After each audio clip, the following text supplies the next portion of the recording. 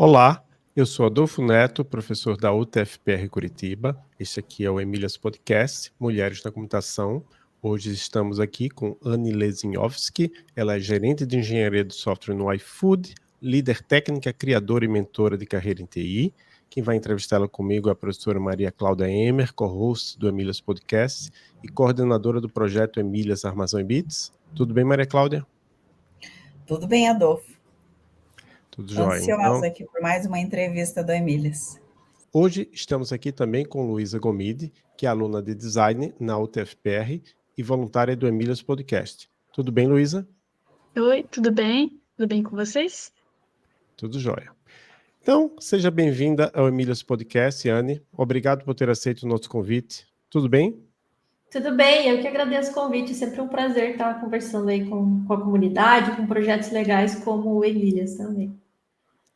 Muito bom. Então, a gente sempre gosta de perguntar para as pessoas. Obviamente, a gente deu uma olhada lá no seu LinkedIn, na sua formação, viu que você é formada em design, né, pela UTFPR, assim como a Luísa, que está estudando design na UTFPR. Mas, enfim, conta um pouco da sua história, como é que você se interessou pela área da computação. Talvez você possa também me contar como é que você se interessou inicialmente pelo design. Legal. Bom, a minha escolha pelo design foi bem aleatória, assim. Eu estava numa época onde eu queria outras coisas, e aí, como foi o primeiro ano que teve o Enem naquele formato SISU, né? Que você conseguiria aplicar para vários cursos no Brasil todo e tal. Eu olhei a grade de alguns cursos e falei, esse de design parece ser legal, né? Vou entrar no curso só para ficar um tempo aqui, daqui 6 meses, né? Começo o cursinho, faço vestibular de novo, né? Fui muito nessa pegada, assim, né? E aí eu comecei a fazer o curso e tal, eu gostava, mas não me identificava tanto assim, né? E aí eu começava a olhar muitas vagas de estágio de design na época, né? Que chamavam de web design, né? E eram vagas para pessoas que eram estudantes de design, né? Só que tinha que saber algumas coisas ali de código, de programação muito básica, assim, né? E aí eu olhava essas vagas e falei, cara, que oportunidade legal, assim, né? E aí eu comecei a pesquisar e fiz um curso de extensão dentro da própria UTFPR, né? E eu fazia design na UTFPR, acho que é importante falar isso também, né? Então, fiz esse curso de extensão de uma semana, me apaixonei. Na época era programação web com tabela. Muito antigo, assim, né? Mas era aquele básico, assim, que fez eu me apaixonar pela área. E aí eu terminei esse cursinho de uma semana ali, o curso de extensão, corri para a biblioteca, peguei um livro grosso desse tamanho, aqueles da linha Use a Cabeça, de HTML, CSS e tal, e, cara, comecei a estudar, assim, e me identifiquei mesmo, assim. Aí passou uns 4 ou 5 meses, eu consegui meu primeiro estágio. E aí comecei a aprender muito na prática, com as minhas experiências no mercado de trabalho, e fui crescendo e desenvolvendo a minha carreira de forma muito autodidata, assim, também. Muito legal, né? É importante você falar também que foi aluna da UTFPR, egressa da UTFPR, então, que legal, Anne. Aí a gente pergunta também como foi sua formação na área, né? Daí o que aconteceu em relação à computação depois? Legal. Então, todo o meu estudo, meu aprendizado relacionado à programação foi muito voltado para o mercado de trabalho. Então, por exemplo, eu estava numa oportunidade dentro de uma empresa que tinha um trabalho de uma tecnologia, uma stack específica. Eu ia atrás de estudar, de aprender e logo em seguida aplicar o conhecimento. Que eu acho que é algo que às vezes as pessoas acabam demorando um pouco, né? Às vezes até fazem um curso na área de computação, né, e tal, mas aprende aquele muito básico ali para fazer uma prova, para fazer um teste e acaba ficando um pouco distante dessa coisa da prática mesmo, né? Então, eu acredito que isso acabou me ajudando muito a aprender, a desenvolver minha carreira, porque eu já tinha essa necessidade de aplicar, né? Então, era muito voltado, assim, aprender e aplicar, aprender e aplicar. Eu acho que isso trouxe um aprendizado muito legal que funcionou para mim também, né? Eu acredito muito que cada pessoa tem um estilo diferente para aprender, né? Algumas pessoas gostam mais, né, de ter aquele longo período teórico e tal, mas no meu caso ajudou muito essa coisa de você estudar, né, aprender e logo aplicar e evoluir naqueles conhecimentos também. Né? Bem legal, acho que pra mim também, eu sinto que faz mais sentido as coisas que eu vejo na aula quando tá colocando em prática aqui. Acho que você se aprofunda mais. E hoje você está trabalhando, né, de forma remota como gerente de engenharia de software. E a gente quer saber quais que são suas atribuições desse cargo, como é que é o dia a dia sendo gerente de software. Legal. Hoje, as minhas principais atribuições são, primeiro, garantir que o time esteja rodando bem, né, entregando as coisas, né? Isso acaba trazendo uma série de várias outras responsabilidades. Por exemplo, eu tenho que fazer muito trabalho conjunto ali com pessoas de outras áreas. Então, eu chamo, que são os meus pares, né? Pessoas de produto, pessoas de design, tem stakeholders também que são mais da área de design. Às vezes pode ter alguém da área de dados também, né? Então, ir lá, conversar com essas pessoas, entender qual que é a necessidade de negócio e levar para o time, né? Falar, galera, precisamos entregar isso aqui. Como que a gente faz isso? Né? E aí, nesse como, trazer o time para perto, trazer o contexto de negócio, ajudar a entender o que precisa ser feito, né? Então, fazer toda essa ponte entre outras áreas é o que consome boa parte do meu dia hoje também, né? E aí, outras coisas que eu tenho que fazer também é a parte de orientação técnica, né? Então, tomada de decisões técnicas. Hoje, por exemplo, eu confio muito no meu time para tomada de decisões, né? Mas eu acho super importante estar envolvida ali, né? Para a gente conseguir chegar no consenso e tudo mais, né? Então, a minha figura hoje como Tech Manager tem um papel muito importante nas tomadas de decisões técnicas também. E uma outra coisa também que é super importante é o acompanhamento e desenvolvimento de carreira das pessoas que estão comigo, né? Então, como é que eu consigo garantir que essas pessoas, elas estão motivadas, elas estão felizes no dia a dia, elas estão desenvolvendo a carreira delas, né? Porque às vezes a pessoa está trabalhando num projeto, né, e tudo mais, mas a pessoa está estagnada, não está crescendo, não está se desenvolvendo.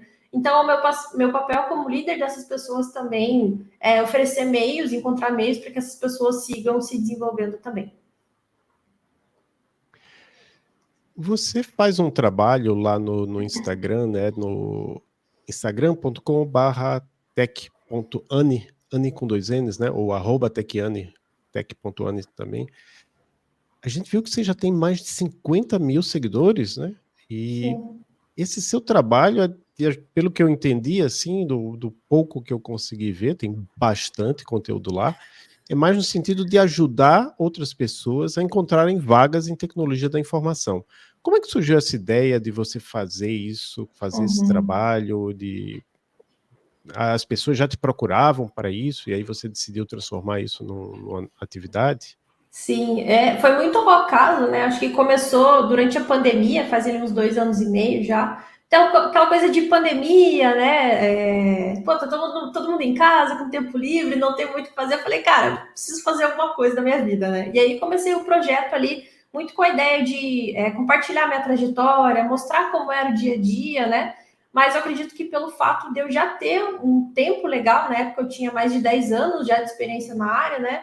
Muitas pessoas começaram a me perguntar: você oferece mentoria de carreira? Você oferece mentoria de carreira? E, cara, nunca passou pela minha cabeça isso, porque eu sempre achei uma coisa assim, muito, cara, isso aí é coisa de coach, né? Fica dando mentoria e tal, né? Eu brincava assim, né?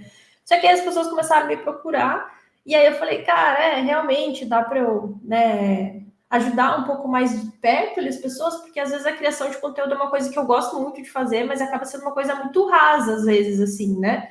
Então, às vezes, pessoas que precisavam desse acompanhamento. Aí eu comecei a testar alguns formatos de mentoria e tal. Esse ano gravei ali alguns cursos, alguns produtos, e-book, enfim, né? Para oferecer outros formatos, né? Porque às vezes nem sempre a mentoria é uma coisa muito acessível para as pessoas, né? Então, o meu objetivo é sempre esse, assim, levar essa informação para as pessoas, né? E sempre de forma muito acessível, né? Até quem às vezes não tem condição, né, de comprar uma coisa, tem todo o meu conteúdo lá de graça, né? Então, eu acho que a proposta do projeto do Techiane é realmente levar essa informação para as pessoas, né? E eu tenho uma motivação muito grande com esse projeto, porque hoje, por exemplo, eu tenho uma vida, eu tenho acesso a possibilidades que eu nunca teria se eu não tivesse começado a trabalhar com TI e desenvolvido a minha carreira, né? Então, acho que minha principal proposta é essa, assim, que mais pessoas possam ter acesso às mesmas condições de vida que eu tenho hoje também. Certo, e só para complementar, né? Então, o Techiane é justamente a mentoria que você faz, ou não? Isso, tem a mentoria também. A mentoria é uma das coisas que tem lá no Techiane, assim, também que eu ofereço para quem tem interesse. mas é muito sobre, principalmente, mostrar a vida real de quem trabalha com TI e mostrar, quebrar esse estereótipo de que, nossa, a pessoa tem que ser super inteligente, tem que ser, assim, nível engenheiro da NASA para conseguir trabalhar com TI e tal. Então, acho que a ideia é muito essa, assim, me mostrar lá como uma pessoa normal, uma pessoa com falhas, uma pessoa que não é formada na área de computação e conseguiu desenvolver a carreira apesar disso tudo, né? Então, trazer a área de TI como algo um pouco mais acessível, né? Não uma coisa fácil, mas uma coisa acessível, que mais pessoas possam ter acesso a esse tipo de informação também. Certo. Muito interessante. E entrando um pouco no mais um tema que o projeto Emílias aborda, né? Que durante, né, o seu estudo na escola, no trabalho, você já enfrentou dificuldade, que você sentiu que essa dificuldade foi imposta por você ser uma mulher? Uhum. Eu sempre falo que eu tive sorte, assim, de não ter sofrido nenhum preconceito direto, assim, né, nenhuma situação, assim, muito, né, que dê pra gente trazer aqui, mas aconteceu muito, por exemplo, meu primeiro emprego CLT, quando eu, né, era estagiária, fui efetivada, eu tinha, acho que uns 21, 22 anos, né, então, assim, pensa, uma menina super novinha entrando numa equipe que só tinham homens mais velhos, que já tinham as panelinhas formadas ali, né? Então, às vezes aconteciam umas coisas ou outras, assim, por exemplo, sei lá, vamos todo mundo almoçar, vamos todo mundo jogar um game na casa do outro, vamos todo mundo, sabe, essas coisinhas assim de vida normal, assim, né? E às vezes, quando você é mulher, você acaba perdendo um pouco dessas coisas e pode ser que isso acabe influenciando também, né? Então, algumas situações assim, né? Mas eu gosto sempre de falar que, ao mesmo tempo em que aconteceram essas situações assim, eu tive muitas figuras importantes na minha carreira que me ajudaram muito, assim, tanto em questão técnica, questão de dúvidas, questão de sendo colega, amigo no dia a dia, e eram todos homens, assim, né? Então, eu acho importante trazer isso também, né? Porque, assim, a gente como mulher, se a gente for esperar as condições ideais para estar no ambiente onde está tudo equilibrado, onde está tudo, né, tudo certinho e tal, dificilmente isso vai acontecer, né? Então, acho que é muito importante também a gente, como mulher, identificar pessoas ali, né, homens e tal, que às vezes possam ser essa referência, que possam ajudar, né? E ver muito como uma questão de parceria, né, de amizade, né? Apesar de todas as coisas que acontecem aí, que a gente sabe que existe, que é uma realidade, apesar de eu não ter sofrido nenhum preconceito na pele aí, né, principalmente no começo de carreira, eu sei que isso existe, eu sei que isso é comum, né? Hoje se fala muito sobre diversidade no mercado de trabalho, né, na área de TI, então esse cenário está mudando, mas ainda é um longo caminho aí para a gente percorrer. E mais recentemente também eu comecei a refletir sobre uma outra questão, que é a questão de ser uma criadora de conteúdo mulher, né, na área de TI, e criando conteúdo, eu senti na pele um pouco desse preconceito, assim, no sentido de eu vou lá e crio um conteúdo, né? Eu falo, olha, tem esse jeito XYZ de estudar tal tópico, né? De tal abordagem. E sempre acontece, sempre aparecem umas figuras assim, questionando o que eu estou compartilhando, questionando o que eu estou fazendo, né? Eu nunca sofri diretamente assédio, mas existem muitas meninas ali que a gente se conversa, né? Que a gente é criadora de conteúdo que sofrem assédio no direct do Instagram, né? Então, coisas assim que são muito desnecessárias, assim, que a gente vê que é uma questão muito cultural enraizada ali, né? Então, acho que é uma coisa assim muito muito chata, é muito difícil, né? São coisas que a gente não precisaria, né, gastar tanta energia, né, lidando com esse tipo de situação, mas infelizmente elas acabam acontecendo também, e a gente, como mulher, tem que estar preparada para superar isso e seguir com a nossa vida, né? E não deixar os nossos objetivos de lado, que eu acho que isso é o mais importante. Com certeza, né? Isso é o mais importante. A gente não pode desistir por causa de outros, ou tanto falando em comportamento de outras pessoas, quanto em falas de outras pessoas, né? A gente não pode desistir daquilo que a gente almeja. E aí, uma outra pergunta, né? Você falou do Techiane, e você participa de algum grupo de apoio para mulheres nessa área da computação? Ou já participou, ou algumas vezes faz algumas apresentações, participações, assim, pontuais em algum grupo? Legal. Eu já fiz live lá no meu Instagram, né? Chamando. Tem muitas criadoras de conteúdo mulheres, né? Se o pessoal, né, começar a me seguir no Instagram, lá no @Taquiane, vai começar a seguir outras pessoas também, vai começar a ver que tem muitas mulheres, assim, muito. Que são autoridade, assim, na área, assim. Eu acho que é muito empoderador você ver, né, esse tipo de coisa, assim, né? E aí já fiz live ali com algumas meninas também, eu acho que isso é super legal. E eu participo muito da iniciativa do Programaria, que inclusive essa camiseta que eu estou aqui, né, do pessoal lá do Programaria, é uma organização que foca muito no treinamento ali, no desenvolvimento de mulheres para trabalhar na área. Não só mulheres, né? Mulheres, pessoas trans também, né? Várias, muito voltado para a inclusão de pessoas aí na área de TI também, né? E já sou sempre embaixadora dos eventos delas, assim, para ajudar a divulgar também aí, né? Eles fazem, pelo menos uma vez por ano, eles fazem um evento. O ano passado eu fui presencial. E, nossa, é muito legal a energia, assim, de você estar no meio ali de mulheres, né? De pessoas, assim, né? Que se identificam, que entendem o que você sente em certos momentos, assim, né? Então, acho que é muito importante, né? Pra gente que é mulher, estar envolvida com essas iniciativas, assim, né? Hoje eu não participo tanto quanto eu gostaria, né? Então, para mim, quando surgiu o convite aqui do podcast, eu falei, nossa, eu preciso participar, porque, cara, são iniciativas como essas que fazem com que mulheres, né, meninas se inspirem, né? Às vezes não desistam também de trabalhar na área, né? Então, é super importante, então, super recomendo, assim, né? Agora vocês aqui, sempre vou recomendar também. E o pessoal lá do Programaria também, que é uma iniciativa muito legal aí de inclusão. Muito legal isso. E alguma mulher te inspirou na sua carreira? Na minha carreira, eu sempre me inspirei muito em. Eu nunca tive, eu acho que até, sei lá, uns 6, 7 anos de carreira, eu nunca tive muita noção de como era raro ser uma mulher na área de TI, que estava crescendo, fazendo a sua carreira ali. Até que um dia eu fui convidada para fazer uma palestrinha, assim, no lugar onde eu trabalhava, né, para falar sobre Ada Lovelace. E até aquele momento eu não sabia quem era a Ada Lovelace. Acho que é pelo fato de eu não ter essa formação na área de TI e tal, eu não tinha ouvido falar. E aí eu comecei a pesquisar sobre o assunto, e aí começou a cair a minha ficha, assim, eu falei, nossa, cara, eu tenho um papel muito importante aqui também, né? E aí eu comecei a ver as outras mulheres que eram minhas colegas de trabalho, assim, eu comecei... sempre me inspirou muito olhar pessoas ali que estavam ali no dia a dia comigo, assim, e ver, nossa, cara, essa pessoa tá chegando aqui, já tive líder mulher também, que sempre foi muito inspirador, assim, ver e falar, cara, se essa pessoa chegou lá, eu também consigo chegar lá, assim.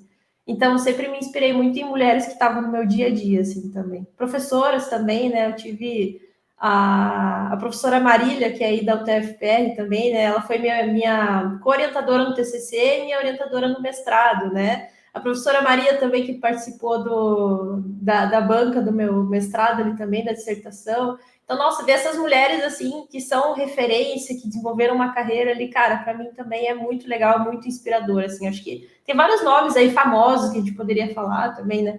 Mas eu acho que essas mulheres que estão no dia a dia ali são as que mais me inspiraram aí nos últimos anos. Muito bom. E agora a próxima pergunta é sobre as habilidades que você vê que são necessárias para uma pessoa que entra na área de computação, como no seu caso, né, tendo cursado uma graduação em outra área.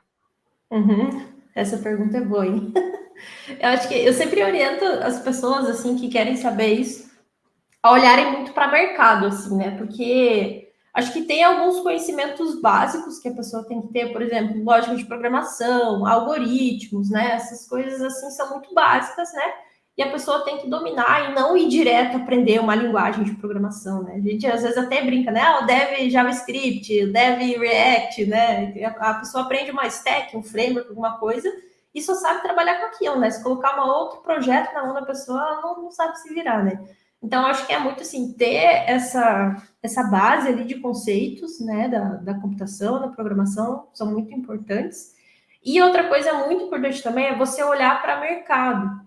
Então, se, por exemplo, eu tenho intenção de trabalhar como front-end. Vai lá olhar as vagas de front-end, vai lá entender o que as empresas estão buscando nos profissionais. Quer trabalhar com back-end? Vai olhar as vagas para entender. Quer trabalhar com dados? Vai olhar as vagas para entender. Porque assim, o mercado de TI, ele se atualiza muito rápido, né? Então, às vezes até pessoa que assim, passa 4 anos na graduação, né, cai no mercado de trabalho. Às vezes a pessoa tem dificuldade de conseguir uma vaga porque ela não, sabe, não teve esse clique, assim, de olhar para o mercado, de estar próximo, né? Às vezes a pessoa acaba ficando um pouco distante, assim, né? Tem um currículo sensacional, academicamente falando, mas ainda está um pouco distante do mercado, né? Então, eu acho que entender essa necessidade, que muda às vezes rapidamente, né? Quando a gente olha ali, por exemplo, linguagens de back-end, ainda é uma coisa mais robusta, que não muda tão rápido, assim, né? Mas, por exemplo, front-end, né? Então, é uma coisa que às vezes muda muito mais rápido, o framework, a tecnologia, né? As atribuições. Se você olhar, por exemplo, eu comecei como front-end lá em 2011, 2012, mais ou menos. O perfil do front-end é muito diferente do que se exige hoje no mercado, né? Então, eu mesmo, ao longo da minha carreira, né? Minha especialidade sempre foi front-end. Eu tive que me adaptar muito, assim, né? Teve até um período que eu não olhava para o mercado e eu comecei a perceber que, né, eu não estava muito feliz num emprego que eu estava, começava a aplicar para vagas e não tinha retorno nenhum, mesmo tendo ali alguns anos. Então, o que estava faltando? Estava faltando eu olhar para o mercado. Então, acho que isso é muito importante, tanto para quem está começando, quanto para quem já está na área, às vezes está meio, né, estagnado, ali meio parado, meio desatualizado, dá essa olhadinha para o mercado ali que você pode ter insights muito legais ali de recolocação, mesmo para começar a sua carreira. Eu tenho uma pergunta adicional sobre isso, porque agora está na moda, né, toda essa coisa LLM, ChatGPT, GitHub Copilot. Eu nem sei quais são os outros. Eu sei que tem outros assim geradores de código. E claro, a promessa, não sei se é a promessa, mas talvez a expectativa do pessoal dessas empresas é que um dia você chegue lá no ChatGPT, num desses aí, e escreva em linguagem natural. Eu quero um programa que faça isso aqui. Aí você até já tem algumas ferramentas que você faz um desenho lá, para quem é de front-end, né? Faz um desenho da interface e tira uma foto, manda lá para o software e ele já gera a aplicação para você. Então, aí é uma pergunta, provocação, reflexão. Será que você está atraindo gente para uma área que vai acabar porque não vão ser mais necessárias pessoas programadoras? Sim, eu acredito que não. Acho que a demanda por profissionais na área de TI não vai deixar de existir, né? Acho que nem eu estava comentando ali, né? O meu perfil como front-end mudou muito ao longo dos anos. Então, agora, com inteligência artificial, com geradores de código, por exemplo, a gente vai ter que se adaptar também, a gente vai ter que aprender a usar essas ferramentas. Né? Eu vejo isso muito como ferramentas que a gente tem que aprender a usar para trazer para o nosso dia a dia, né? Então, por exemplo, quando fala, às vezes, por exemplo, o ChatGPT vai fazer a mesma coisa que um dev júnior faz. Se você é um dev júnior que só escreve código, ele vai te substituir. Né? Por isso que entra a importância de você ser uma pessoa ali, programadora, desenvolvedora, que não foca só no código. Você tem outras habilidades. Por exemplo, você tem soft skills, você consegue resolver um problema, você consegue conversar com outras pessoas de outras disciplinas, né? Para resolver um problema, para chegar no consenso. Então, acho que o profissional de tecnologia vai muito além de somente escrever código. Escrever código é uma das coisas que a gente faz, né? E a gente precisa se adaptar com o que está surgindo hoje. Hoje, por exemplo, eu acho uma maravilha a gente ter o ChatGPT, né? Hoje, por exemplo, esses dias eu estava fazendo uma landing page lá, que eu ia abrir turma da mentoria, e eu precisava fazer uma funcionalidade que era tipo aquele acordeon, assim, né? Que você clica e expande. E o projeto era em React. Né? E eu falei, nossa, vou ficar quebrando a cabeça aqui. Fui lá no ChatGPT, em 5 minutos ele escreveu para mim, eu colei no meu projeto, pronto, ele tá funcionando ali, sabe? Então, acho que é muito isso, assim, a gente saber usar essas ferramentas, trazer para o nosso dia a dia, para a gente otimizar o nosso trabalho e usar o nosso tempo para o que realmente importa, que é a resolução de problemas complexos. Duas perguntas rápidas só sobre esse seu exemplo aí do ChatGPT. Primeiro, você usou o ChatGPT gratuito ou pago? O gratuito. E o segundo, ele gerou um código para você e você era capaz de olhar aquele código e dizer, não, realmente ele faz o que eu queria. Né? Sim, exatamente. É uma coisa que as pessoas não podem se enganar, achar que, você tem que ser capaz de, uma vez que o código esteja pronto, no mínimo, entender aquilo ali, ou, na pior das hipóteses, pelo menos testar e dizer, realmente faz o que eu queria, né? Que é Exatamente. E saber onde colar aquele código, né? Tem várias coisinhas. E se não funcionar, saber entender ali, né? Acho que tem vários detalhes. Isso acho que é bem importante, né? Se não funcionar, saber modificar. Então, é o que você disse, saber utilizar o ChatGPT, não achar que é algo pronto e finalizado. Sim, e também tem várias iniciativas agora também, se der uma pesquisada ali no Google, como aprender programação com ChatGPT. Então, você pode usar lá para ele te ajudar a escrever um roadmap de estudo, ou, por exemplo, eu tenho que aprender Java. Quais são os conceitos básicos de Java? Ele vai te ajudar a estudar ali, né? Então, acho que você trazer essas ferramentas para o teu dia a dia, não só no contexto de trabalho, mas também de estudo, é super válido, é um super ganho aí para a gente que está na área. Acho que nunca houve uma época tão legal para você estar no mercado de TI e otimizar o teu tempo ali. Porque, por exemplo, quando eu comecei, eu aprendi com um livro, sabe? E não tinham tanto essa variedade de cursos, né? De materiais para você estudar quanto hoje em dia. Então, acho que é uma época muito legal aí para quem está, inclusive, querendo aprender programação, né? Começando na área. Acho que tem que olhar para o lado bom das coisas também. Só para complementar, eu usei isso hoje, um aluno, eu dou aula de lógica para computação, aí teve um aluno que perguntou, qual é a definição de sistemas dedutivos, refutacionais e não refutacionais? Por que ele precisava da minha definição, que eu desse a definição? Porque eu passo para eles lerem um livro, o livro está num site da UTFPR, e esse site hoje estava fora do ar, então tá. Eu disse, deixa eu testar aqui, deixa eu ver o que é que o ChatGPT me diz. E ele tem uma definição ótima. Tem uma coisinha só que eu acrescentei lá, mas não é que estava errado, é que dentro do contexto do que eu ensinei, o exemplo melhor seria um exemplo que eu dei, não que ele deu. Aí eu disse para o aluno, tá aqui, a resposta que ele deu, eu só trocaria isso aqui. E eu acho que ele vai...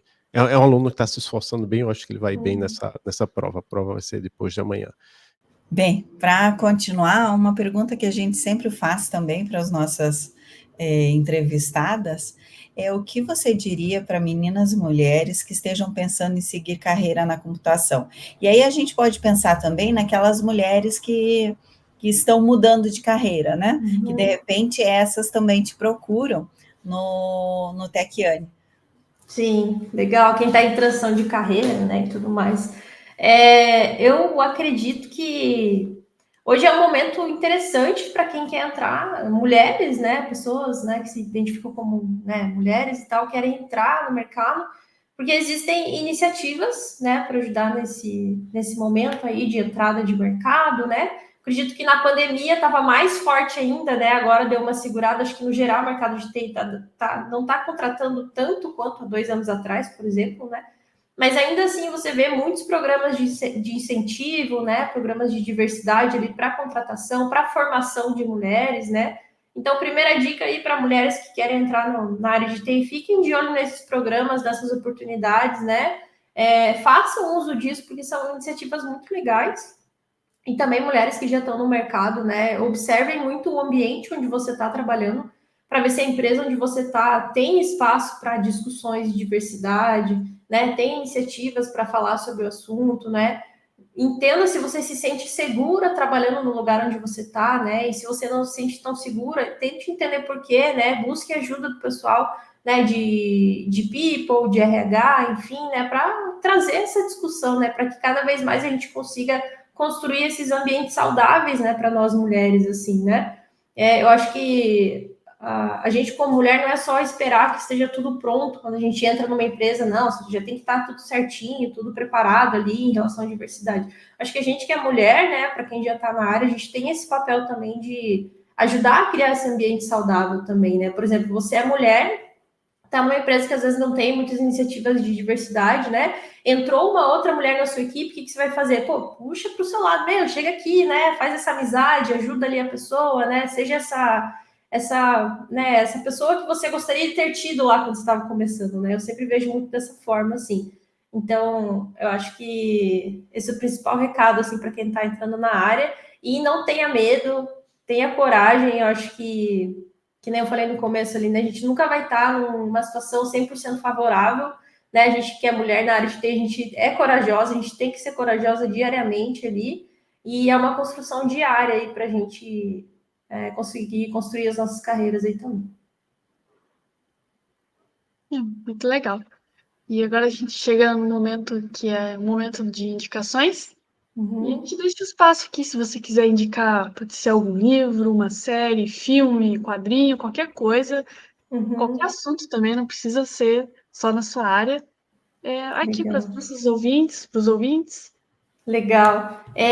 Tem um livro que eu gosto bastante, que é o Clube da Luta Feminista, que é um livro, ele é branco com a capinha rosa, eu não tenho ele físico, eu tenho ele no Kindle só, que ele foi escrito por uma jornalista, né, e aí ela conta, assim, que ela se reunia com várias mulheres, né, jornalistas também, para se reunir ali mensalmente e tal, para falar sobre situações que aconteciam no trabalho e tal, né, situações, né, porque às vezes elas acabavam sofrendo por ser mulheres, né, que é uma área muito, né, predominantemente masculina também, né, e aí eles começaram a chamar isso de Clube da Luta Feminista ali, né, e aí, durante o livro, ela começa a explicar sobre vários conceitos ali, mansplaining, sabe, essas coisas assim, e dando exemplos de situações, né, que você pode passar e como que você consegue responder aquilo de forma educada, sem militar, sem, sabe, parecer, né, que as pessoas acabam julgando, né, então como é que você mantém a classe ali, lida com esse tipo de situação, né, então eu acho que é um livro muito legal também. E tem um outro livro, deixa eu lembrar o nome, que é da Rafa Brites, que se chama Síndrome da Impostora. É um livro, nossa, muito levinho, assim, rapidinho de ler. A Rafa Brites, ela fala muito sobre o quanto ela descobriu ao longo do tempo que ela sofria com síndrome da impostora, que ela não sabia o que era aquilo. E eu lendo esse livro, eu li esse livro acho que fazem 2 ou 3 anos. Eu lendo esse livro, eu achava que eu nunca tinha sofrido síndrome da impostora. Eu falava, não, tá de boa, tá tranquilo. E aí eu comecei a ler o livro e falei, opa, não é bem assim. Então, acho que é uma leitura muito legal, assim. O livro ele é muito voltado para mulheres, mas eu acho que todo mundo pode ler, né? As mulheres vão se identificar mais. Mas traz muitas situações, assim, do dia a dia, assim, que você acaba percebendo que, cara, acho que dá para olhar com mais carinho para essa situação, para esse tipo de reação que às vezes a pessoa tem, né? Então, acho que esses 2 livros aí são muito legais também.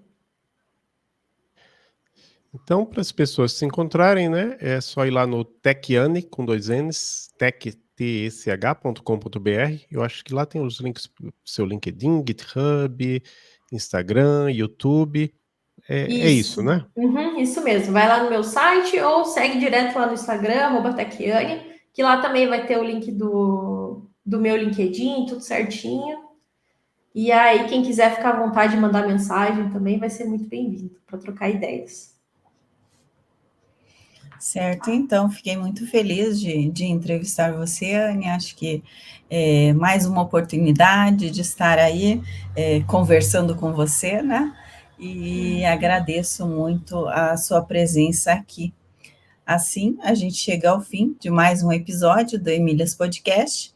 E se você quiser agradecer a alguém, mandar um abraço para alguém, por favor, fique à vontade. Ai, tá bom. Ai, meu Deus, que vergonha. Para quem que eu vou mandar uns abraços? Vou aproveitar e mandar um abraço para a professora Marília, que foi minha orientadora aí no mestrado. Faz anos que eu não falo com ela. Inclusive, eu ia mandar uma mensagem para ela, porque eu achei que a gravação ia ser presencial, né? Eu pensei, pô, já passo lá, dou um oi para ela e tal. Mas acho que em qualquer momento eu mando um oi para ela também. Então, eu queria deixar um abraço aqui, um agradecimento para ela. Ela foi uma pessoa que me inspirou muito durante muito tempo. Eu pensei em seguir carreira acadêmica durante bastante tempo. Eu me inspirava muito nela. Por outros motivos, acabei não seguindo a área acadêmica aí. Mas acho que era uma figura muito forte, uma referência muito legal aí na área também. E deixa eu ver o que mais. Acredito que é isso. Então, tá certo. Muito obrigado, Anne. Obrigado a todas e a todos que nos escutaram ou que nos assistiram. Nós publicamos nossos episódios nas plataformas de áudio, como Spotify, Apple Podcasts e no YouTube com vídeo, né? Então, obrigado a todos e a todas e até o próximo episódio do Emílias Podcast Mulheres na Computação.